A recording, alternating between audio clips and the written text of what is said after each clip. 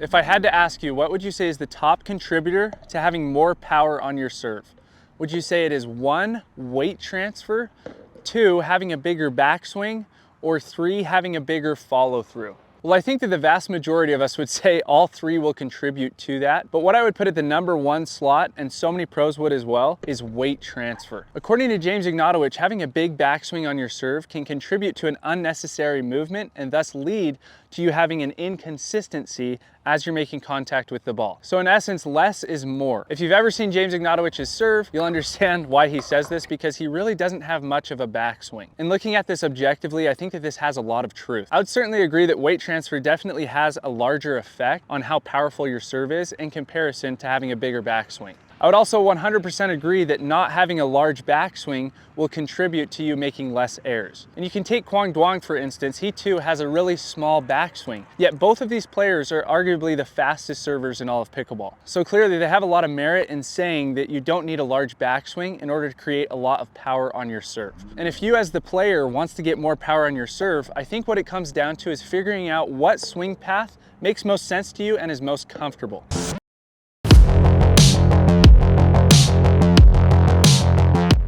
So James has been noted by the vast majority of pros to have the fastest serve in all of pickleball. And believe me when I say, as someone that's watched his serve in person, I would have to agree with them. His serve is wicked fast, and really the camera doesn't do it justice at all. If you ever get the opportunity to watch him in person, you'll see exactly what I'm talking about. He has an insanely fast serve, and that's because of the technique that he uses. So step number 1 to his technique is his grip. So James uses a continental grip. There's not a lot of pros out there that actually use a continental grip, but I'll be able to explain to you guys why this is so pivotal and why it attributes to him having such a fast serve right after I teach you guys how to find continental. So continental looks like this. It's actually referred to as the hammer grip. You're acting like you're gonna hammer a nail with this outside edge of your paddle into the wall. So if you're doing that, you're in the continental grip. But just to break it down for you guys really simply, you have this 8-sided octagon shape. Each of these sides is referred to as a bevel. So you have bevel number 1, 2, 3, so on, all the way until 8 is right here. Bevel number 2 is what we're gonna be focused on, okay? This bevel that runs all the way along here. This is where he's gonna align the inside of his index knuckle and the bottom of his palm pad, as if you were to draw a line from there to there. You need to align that with that second bevel in order to have a continental grip. We align it, and what you'll see is you automatically have what's called a trigger finger, where you have this gap here. If you don't align the bottom of your palm and instead do something like this, you can have your knuckles still aligned. This will favor your backhand, be really bad for your forehand. So make sure that both of those are aligned, you have that trigger finger, then you're in the correct grip to hit this serve. This should feel extremely awkward just starting out, so stick with it. That's what practice is all about. It makes things that feel really awkward start to feel really good. But take a note, you don't have to use this grip in order to create the power that he does. It really comes down to his specific technique that creates all of the power. But at least start by using his grip, see how it feels for at least 100 serves, and then you can go on from there. The second thing that James does is his load up or lack of a load up, as I talked about before. I already have way too many balls. So he starts by pointing his non-dominant foot towards the dominant net post. So specifically his toes are pointing towards that dominant net post. Your dominant net post is whatever side of the net post that your dominant arm is on. So if you're a righty, it's the right net post. If you're a lefty, it's the left net post. So for him, it's obviously the right net post because he's righty. He points that toe there. He has this nice wide base. And then the second thing that he's pointing is the tip of his paddle towards the side fence. So he has the ball out in front of him here, tip of his paddle pointing towards the side fence, tip of his toe pointing towards the dominant net post. And then he holds the ball out in alignment with his knee here and to the side of his body. We don't want that ball in here. Obviously, we're gonna lose out on a ton of power. And I see this happen all the time with players where they have the ball, where they toss it is way in here and they're choked in. You're not gonna be able to get any power by doing that. You also don't want it too far where you have to reach. You're gonna lose out on a lot of power by doing that as well. Have it a comfortable distance from your body. I recommend a paddle length, which makes a lot of sense. So have it be about a paddle length from your body. And now that he's in this position, this is his loaded position. And take a note, if I was hitting in this direction, my paddle really doesn't go beyond my shoulder. And it's the same with him. He's not gonna go way back here with his load up, okay? That's gonna lead to inconsistency, and you don't need that giant load up in order to create all of the power. So don't go beyond your peripheral vision or beyond that shoulder. Number 3 is his actual motion. So with his paddle, he's gonna create a little C motion prior to contact. Okay, so within that load up, he creates this tiny little C. It's hardly noticeable, but he's not just simply going back, stopping, and going forward. It's all one motion. And he creates this little C with a drop, and then he continues his motion forward. So take a note of that. You don't want to go back, stop, and then go forward, because then you're losing all of that momentum. You want to think about a roller coaster. It goes up, down, and around. It doesn't go up and back down. You don't want to be like those other rides that you get at Disneyland. I don't know what exactly it is, but it's a big, huge ship that seesaws back and forth. It loses all of its momentum, and then it goes back. Loses all of its momentum, and then it goes back. You want to create the C like a roller coaster to where that momentum is slowly building all the way through the entire shot. So it's not a huge C, and remember again, we're not going past that shoulder. He has his knees bent, he's in that wide athletic stance, and then he's going to simply replace his shoulders is the best way to think about it. My front shoulder is my left shoulder, and it's going to be my right shoulder after contact. I'm just simply going to follow my hand. My left hand, I'm going to follow it through the entire motion. Follow it through. So left shoulder to right shoulder, and I step into the court as I make contact with the ball. So I'm here, wide stance, I point the tip of my paddle. No, I'm not stopping here. This is all one motion. And then I replace that shoulder. I'm just simply following the hands as I come through. As you focus on replacing that shoulder, that'll automatically add a ton of power and momentum into your shot. Go from having that left shoulder to that right shoulder out in front of you. It'll create all that power. The last thing to note with his serve is since he has continental grip, he finishes with his paddle up high above his shoulder. Other pros you'll see that use different grips are finishing over here a lot of the time. With continental, it makes sense that you have to finish up here because of the angle of your paddle with continental. It's almost straight up and down.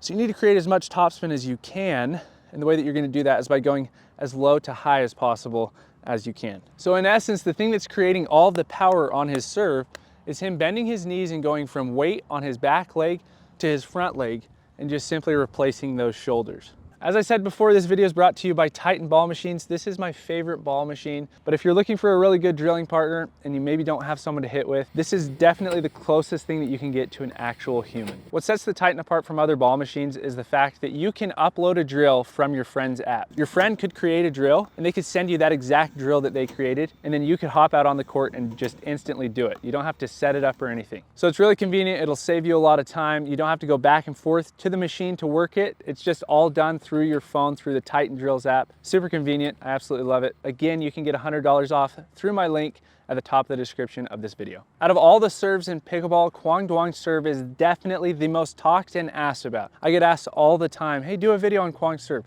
which I have already, by the way. I can link it right here. But I'm just going to teach you guys how to do it very briefly again and show you the similarities between both his and James's. Obviously, Quang creates more spin on his serve, but they also have a very similar amount of power. Now, the first thing to talk about with Quang's serve is his grip, and he holds a semi-Western grip. Not a lot of players hold a semi-Western grip, but this can be great for creating spin because it's going to put your paddle face down. And just to show you guys from this angle, he's specifically putting his knuckle and bottom of his palm on this bevel here, which is actually bevel number 4.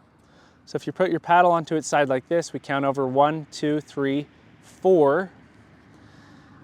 He puts that index knuckle right here in the bottom of his palm, this bottom corner, on that same exact bevel. That's automatically putting that paddle face down. That's why when you see Quang loading up for his serve, his paddle face is like this, whereas with James, his paddle face is like this. It's actually facing forward. So what you'll see is if you've practiced James' serve with the continental grip and then you go to this serve, you're going to be hitting every single serve directly into the ground. So you're going to have to aim a whole lot higher. So here's a pro tip for you guys. Whenever you're serving, if you find that you're hitting serves into the net or into the ground, all you have to do is use your mind. The brain's an amazing thing. All you have to do is aim higher with your brain, and then it takes care of the rest. So that's what's really cool. It's the simplest of tips, but it's not something that people think about, and the brain can just automatically do it. So if I'm figuring out that, hey, every ball is going directly into the ground here, all of a sudden I'm gonna try to aim to get the ball over that back fence, and then just like magic, it goes perfectly into the court. Until you get to the point where you've hit it so many times that you don't even have to think about it anymore, to where you are just aiming over the net, and that's where it ends up going. So the brain's an incredible thing. I think we all know that. But just by using that small tactic of aiming higher, it'll make that adjustment for you without you having to change any of your technique. Okay, the second thing to talk about with Quang's serve is his load up. He also doesn't have much of a load up, just like James, which is really interesting that both of these players have such powerful serves and they don't have load ups. It kind of just goes to show you that that weight transfer is definitely the most important thing when it comes to power. So he has a closed stance, just like James as well. He's also hit in the past with an open stance, but it seems like he's veering more towards having a strictly closed stance. And I really am indifferent to if you hit with a closed stance or an open stance. I think you can hit with just as much power. What it comes down to is weight transfer and replacing the shoulders. So if you're hitting with an open stance and you're replacing the shoulders, you're going to be able to hit with just as much power as if you're hitting with closed stance and replacing the shoulders. And just to show what I mean, this is a serve that I recently hit that was an ace, and I had an open stance going into it. It really just came down to the weight transfer and moving forward into the court. So though you are stepping backwards, you can still move forward into the court. So like I said, I don't think it really matters. Anyways, on to step number 2 of Quang's serve, his load up. So he actually doesn't point his toe towards the net post. He points it directly towards the side fence. Okay, this can also be great because you can still pivot through your shot, but maybe you can pivot even further with that close stance. Honestly, I don't know the exact reason behind it. Maybe it's just because it's more comfortable for him, but do whatever's most comfortable for you and just make sure that it's contributing to you pivoting through the shot. I personally think it's way more easy to pivot just pointing that toe towards the side net post. Nonetheless, he is here. He's in direct alignment as if his foot is the line. And then he has a really slow take back, and then it slowly gets faster and he accelerates through the shot. So he's here with the take back. He's also pointing the tip of his paddle towards the side fence and slightly upward since the grip that he has. So he's just relaxed through the shot. He's completely bent, and then he's gonna create that C. It's a slightly bigger C. So he has that wide stance. He's in direct alignment with where he wants to go. He does that load up, has the ball out in front of him, just like James does. Almost the same exact load up, but with a slightly different grip. So remember, we're going from slow to fast as we then hit through the shot. The third thing that he does is weight transfer. So he's gonna replace the shoulders as he hits through the shot. This replacing of shoulders is what's gonna be able to help him transfer his weight from his back leg forward into the court. So he puts all the weight on his back leg as he loads up, moves forward, steps into the court, replaces those shoulders. Now take a note that with this serve, he has a really low base. So he's getting down super low, and then he's going to finish with his paddle over on the side. He's not finishing up here, which also makes sense since he has that grip that's already going to create a ton of spin because the paddle angle is downwards. You want to finish to the side rather than upwards because you don't need as much top spin. You don't need as much upward motion since it's going to already be created by that paddle angle. So he's here, he gets faster, and then he just simply replaces. And I'm telling you, when you hit this serve and you do it right, you're going to have an insane amount of cut on the ball. And the great part about it is that the more spin that you get on the ball, the more it's gonna kick at your opponents, which also contributes to more pace on the ball. So the last thing that you'll notice is that his foot actually kicks up his back leg, which signifies that he is really pushing off of that leg as he's hitting through the shot. So make sure that you're physically pushing off of that back leg regardless of whatever serve you're doing. That's gonna contribute to a whole lot of power and weight transfer as you hit through it. So now here are 3 really practical drills that you can do to practice each of these serves. Take a note that you don't have to copy their exact technique. Do what's comfortable for you, but you want to start by copying their exact technique. The reason that you want to do that is because it's going to build a really good foundation. You don't want to go off and then have some part of your technique that's just incorrect, and then you'll never be consistent. So try to copy them, pick one or the other, whichever one is more comfortable for you or whichever one you want to emulate more or just strikes a chord with you more, and try to copy that serve exactly, and then you can kind of create your own way around it. So the very first drill is the 2 paddle drill. So for this drill, you're going to be doing just your basic serve motion with 2 paddles. What this is doing is it's adding twice the weight that you're used to. There's the word. So it's adding twice that weight. So then when you go back to 1 paddle, it feels like a feather in your hand. It'll automatically add more power onto your serve. I recommend doing about 50 practice strokes with this. Just doing it over and over and over again. It can be a great thing to do as a warm-up prior to a match. And then you get out there and you'll see that you have way more power on your serves automatically. The second drill is the lag drill. So for this drill, We want to create lag is what it's called, which is what they're doing by creating that loop so that they're not stopping their momentum and then just simply going forward. They're creating what's called lag, which gets that paddle to go backwards as they move forwards. So the tip of their paddle is moving backwards as they're moving forwards, and then they're going to snap through the shot. So the way that this drill works is you're just going to simply start by putting your paddle out in front of you, holding the grip of either of these players, and you're going to lift it up and then let it drop back down. So you're just simply flexing your wrist up, letting it drop back down. You're going to do that for a couple of reps, and then you're going to move on to the next progression. You're going to get into your service position. You're going to point the tip of your paddle, just like how you would with a normal serve, towards the side fence, and you're going to put that tip up and then pull forward as soon as that paddle starts to come back down. As soon as the tip, you feel the weight come down. This will help you be able to really start to feel that lag. You're just going to simply pull it forward to right in front of you and then stop. So you're here. That's the next progression, okay? Then the next progression is you're actually going to do the entire motion, okay, the entire serve. So I'm here, tip up, it starts to drop back down, I pull forward, smack through my ball. Then it's just simply a service motion, but you can really start to feel that gravitational pull and that lag as you hit through the shot. A serve that doesn't have lag and a serve that has lag is like a difference of 20 miles per hour.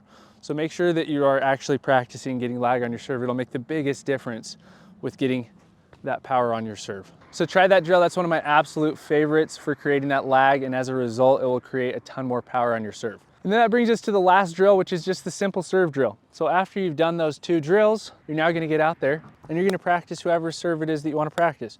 So I'm gonna do James's serve.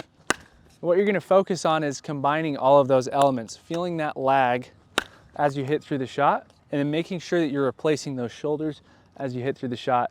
Again, after you've hit enough to where it feels comfortable, it's literally time to hit 1,000 more. Once you can get those in consistently, then you can stop. But I love a quote. This quote doesn't come from Ben Johns, but he reframed it for pickleball, is amateurs will practice until they get it right, whereas pros will practice until they can't get it wrong. And so I think that holds true, especially with practicing your serves or really any shot in pickleball. Practice not just until you get it right, but until you can't get it wrong. And I promise that you'll have more power on your serve. So before you go, comment below and let me know whose serve it is that you're going to be practicing and whose serve it is that you like more out of James Ignatowich's and Quang Duong's. And watch this video right here if you want to continue to become a better pickleball player, and I'll see you over there.